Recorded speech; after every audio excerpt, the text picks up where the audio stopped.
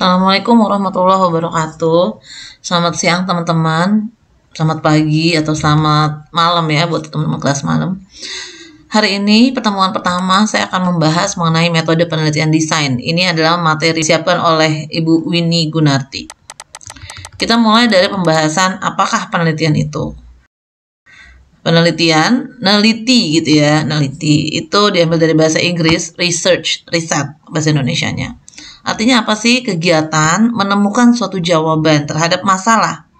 Nah, ini sebetulnya tidak langsung kita tuh dari kecil udah kayak begini ya, udah jiwa peneliti tuh udah ada dalam diri kita. Kenapa ya anak-anak yang masih fase oral itu untuk mengetahui sesuatu dia ya pakai mulut, dimakan dulu ya, dicobain dulu ke mulutnya, ada sendal dia gigit sendal, ada cabai dia gigit cabai. Nah, itu kan dalam rangka meneliti. Jadi riset itu sebetulnya bagian dari hidup kita, fitrahnya manusia tuh riset, mencari atau menemukan jawaban. Nah, kita tarik ya ke dalam dunia pendidikan, dalam dunia akademisi, ternyata metode penelitian ini juga digunakan dalam menemukan jawaban permasalahan yang ada di dalam hidup kita. Tapi ada syaratnya. Ilmiah itu, metode ilmiah sifatnya harus objektif, sistematis, metodis, dan berlaku umum. Objektif tuh maksudnya begini, apa yang kita temukan sekarang juga bisa ditemukan orang lain sama gitu. Orang lain juga bisa melakukan itu. Misalnya mau meneliti kenapa ya orang-orang itu masih banyak yang main handphone saat berkendara. Ya, mau diteliti di Indonesia, diteliti di Malaysia, di Cina, di Jepang, semua orang bisa aja neliti itu. Ya, tapi kalau di Jepang itu kecil sekali kemungkinannya. Kemudian sistematis, ada aturannya, ada tahapan-tahapannya, ada prosesnya yang kita harus ikutin itu. Ya, misalnya pertama adalah kita riset atau observasi dulu ya, datang ke lapangan. Nah, biasanya kalau di lapangan kita akan menemukan masalah-masalah itu dan akan ada pertanyaan-pertanyaan yang itu kita harus jawab. Kedua, metodis, ada metode-metode, ada pendekatannya, gimana cara mengurai masalah tersebut dan gimana cara menjelaskan. Nah, misalnya kamu meneliti bagaimana sih supaya orang itu setidaknya sadar bahwa berkendara sambil main handphone itu bahaya. Ya, metodenya apa dulu? Dari observasi, wawancara, atau literatur. Nah, kemudian mau bikin film. Film juga ada tahapan-tahapannya. Misalnya pre-produksi, produksi, dan pasca produksi. Dan berlaku umum ya, berlaku umum artinya siapa aja bisa ngerjain itu. Ya, kalau objektif tuh begini ya teman-teman, sama aja ya, bukan secara umum mungkin mirip dengan berlaku umum, tapi objektif tuh begini, kebenarannya bisa diterima di siapa aja, objektif. Jadi penelitian ilmiah itu nggak bisa pakai rasanya, perasaan, kayaknya nggak bisa. Nah, harus buktinya apa gitu ya, harus pakai bukti. Metode ilmiah di dalam penelitian merupakan kerangka dasar dalam penelitian. Ada metode induktif, ada deduktif. Secara umum ya, metodenya ada induktif, deduktif. Kalau induktif, simpulan dulu ya, simpulan dari yang khusus menjadi yang umum. Misalnya, ini ada contohnya ya, tumbuhan, hewan, manusia semua akan mati. Bersifat khusus menjadi bersifat umum. Kalau deduktif, dari yang umum menjadi yang khusus. Contohnya, semua manusia menemui ajalnya, Pak Budi suatu hari akan meninggal.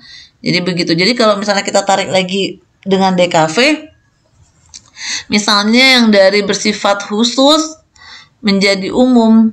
Oh, orang yang menyaksikan film gitu misalnya. Orang yang nonton film pasti dia orangnya dinamis, ceria, atau misalnya suka tantangan misalnya ya. Nah, kalau deduktif misalnya ada manusia suka berkreasi, kemungkinan besar manusia suka nonton film gitu. Jadi itu metode umumnya. Ada konsep, ada teori nih ya. Tadi ini urusannya sama objektif. Kalau ngomongin penelitian ilmiah, artinya dia itu harus objektif. Nggak boleh pakai perasaan-perasaan ya. Nah, jadi kalau ngomongin konsep dan teori, berarti harus ada teorinya atau ada referensinya gitu. Konsep dan teori. Konsep itu suatu ide, gagasan konkret yang bisa belum dapat diterima kebenarannya. Jadi kalau kalau konsep itu masih ide ya, belum dapat diterima kebenarannya. Bisa benar, bisa juga enggak. Tapi kalau teori ini biasanya konsep yang udah diuji gitu. Akhirnya jadi teori. Penjelasan tentang suatu hal bersifat ilmiah dan sudah teruji. Konsep-konsep yang udah diuji berkali-kali gitu. Yang sebelumnya dirumuskan, dikembangkan, dan dievaluasi. Perbedaan metode dan metodologi. Metode adalah cara kerja. Kalau metodologi, ilmu yang mempelajari tentang pendekatan-pendekatan ya, atau prinsip-prinsip dasar mengarahkan penelitian. Misalnya masalah tujuan pustaka, kerangka teori, hipotesis. Ya, ini nanti kamu baru ketemunya nanti kalau di kelas seminar. Jadi menyusun tugas akhir apa aja ya urutannya. Latar perkembangan penelitian bidang desain. Latar perkembangan kenapa harus ada penelitian di bidang desain. Pertama, alasannya ada permasalahan desain ini sangat kompleks. Jangankan ngomongin masalah plagiat ya, masalah datangnya ide aja ke kita itu juga kompleks. Gimana caranya menerjemahkan kalau cepat itu adalah kilat. Nah ya, itu kan kompleks sebetulnya. Kemudian karena kompleks, maka penting penelitian bidang desain. Ya. Kemudian orientasi berdasarkan objek desain itu ada dua hal. Pertama, dia itu estetika, indah. Indah tuh biasanya tuh selain rasa itu nyaman di mata ya. Nyaman di mata, kemudian ke otak kita jadinya nyaman dinikmati gitu. Nikmati baik itu oleh rasa kita ya, maupun rasa kan otak ya, ada di otak, maupun fisik. Kemudian yang pertimbangan selanjutnya adalah berguna, bermanfaat. Jadi orientasi kita tuh bikin media, bikin perancangan desain itu pertama estetika, keindahan, kedua manfaat. Jadi kan kalau katanya kalau ngomongin estetika nggak boleh dipisahin sama etika gitu ya. Estetika, etika, manfaat. Orientasi berdasarkan pengalaman desain. Pengalaman indah, berguna, bermakna, bernilai, memberikan kesenangan, pengetahuan, membangun relasi dan emosi. Jadi hasil yang kita udah buat itu ini juga ya dikembangkan. Desain sebagai solusi untuk memecahkan masalah, problem solving. Gimana caranya merancang media atau mengkaji media. Kemudian setelah kita udah menetapkan ini, nah media ini kan urusannya adalah pesan ya. Lalu bagaimana menerjemahkan pesan-pesan tersebut secara visual, baik itu verbal maupun non-verbal. Jadi tadi ya, kalau misalnya teman-teman diminta untuk membuat iklan gitu, ini iklannya internet super cepat. Nah, asosiasi super cepat gimana? Visualnya gimana super cepat gitu loh. Itu contoh kecilnya aja. Desain itu untuk apa? Tadi kan udah ya, estetika daya tarik, ya, keindahan, fungsi, manfaat, ya, pemahaman, jadi ngerti. Jadi orang misalnya panduan bagi orang tua yang memiliki anak ADHD gitu, ADHD disorder gitu. Nah itu jadi pas baca buku itu, pas ngelihat infografis itu paham. Nah itu ya. Tujuannya menciptakan perubahan. Tadinya yang nggak paham jadi paham, tadinya nggak suka jadi suka. Bisa nggak yang tadinya suka jadi nggak suka? Ya bisa juga. Dan menciptakan pengalaman. Nah biasanya kalau orang udah punya pengalaman, dia akan mudah untuk merekomendasikan. Jenis pendekatan penelitian kualitatif atau kuantitatif. Kualitatif ya, secara umum memang penelitian ada dua, penelitian kualitatif dan kuantitatif. Kalau kualitatif itu mendeskripsikan variasi, deskripsi aja ya, dia nggak ada hitung-hitungan. Tapi kalau kuantitatif, dia itu ada hitung-hitungan, mengkuantifikasikan, menghitung, memprediksi, mencari hubungan. yang menguji faktor-faktor. Nah, itu kuantitatif. Nah, ini bisa ya dilihat perbedaan-perbedaannya. Kalau dilihat dari faktor kunci, kalau kualitatif itu lihat kondisinya. Kalau kuantitatif itu terkontrol. Kenapa? Karena kan sampel populasinya kita bisa atur, peneliti yang atur ya. Terus latar belakang situasinya, misalnya kamu mau meneliti masyarakat pedalaman di suku Baduy gitu ya. Lah, kita nggak bisa mengatur itu gitu. Maksudnya ya emang udah keadaannya kayak begitu. Paling kita dari situ mengamati ya, mencari melihat, mengamati, dan secara sama kita melakukan berperan serta ya, penelitian berperan serta. Tapi kalau kuantitatif bisa ada manipulasi, maksudnya tuh manipulasi campur tangan kita, intervensi peneliti tuh kita bisa. Jadi misalnya gini, sebar kuesioner gitu, kuesioner disebar kemana aja, ke misalnya masyarakat,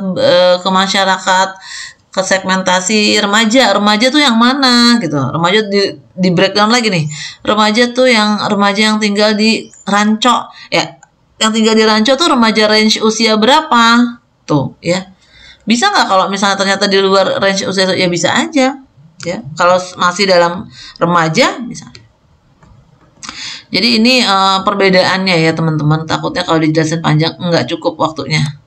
Jadi karena ini kuantitatif maka harus detail banget, deskripsinya harus detail. Teknik pengumpulan data, studi literatur, konten analisis. Nah, ini teknik pengumpulan datanya ya. Bisa literatur ya, jadi cari referensi sebanyak-banyaknya, analisis konten, analisis isi ya, observasi, interview, maupun FGD, focus group discussion. Kalau yang kuantitatif dari eksperimen ya, kuesioner, sampling, dan macam-macam. Teknik pengumpulan data. Nah, ini karena kita di DKV pakainya kualitatif, jadi ada 3, literatur, observasi, dan wawancara. Konten analisis isinya ada tema, analisis indeks, analisis elemen atau kata. Konten media dapat berupa film, TV shows, artikel, novel, website ya. Kalau novel juga nggak cuman isinya aja, kita mau neliti covernya doang juga bisa ya. Banyak sebetulnya, banyak cabang. Pengumpulan data melalui observasi, space, actors, activities, objects, acts, event, times, goals, feelings. Nah, ini kalau ketika kamu observasi di lapangan ini ya, ruang, waktu, kegiatan, objek-objek yang ada, terus aktivitas ya, event ya, tujuan, perasaan, ini harusnya ada ya, ada di dalam laporan observasi kita. Wawancara ada yang terstruktur, tidak terstruktur, maupun focus group discussion. Terstruktur itu ada pertanyaan-pertanyaannya ya, kita udah atur sebelumnya dan narasumber sudah setuju ditanyain itu. Nah, ada yang tidak terstruktur. Nah, ini bisa aja tidak terstruktur, misalnya ketemu orang di mana gitu, ternyata dia itu adalah ahli. Nah, terjadilah obrolan-obrolan, pertanyaan-pertanyaan. Nah, itu begitu maksudnya. Dan fokus group discussion kita kumpulin 8-12 narasumber, kemudian masing-masing kita tanya pendapatnya ya. Walaupun misalnya satu orang bisa terpengaruh dari pendapat orang lain, namun kita bisa lihat reaksinya, reaksi orang tersebut. Oke.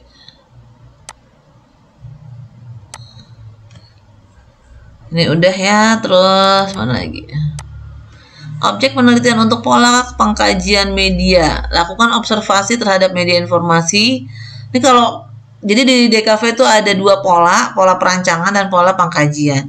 Yang tadi saya omongin itu adalah untuk perancangan. Sementara yang untuk pengkajian, kita lebih banyak mengkaji, mengobservasi konten, analisis isi sebuah media.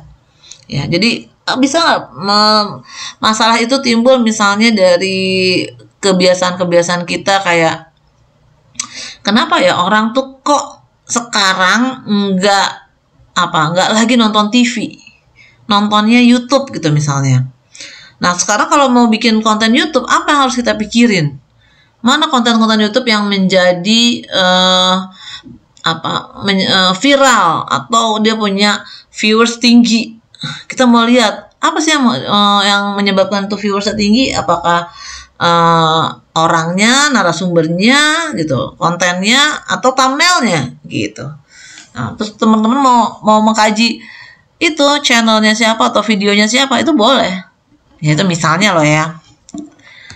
Kemudian observasi, dari observasi tersebut ya, pengamatan yang cermat, kemudian dikaji, nah baru deh pertimbangan-pertimbangan yang lain.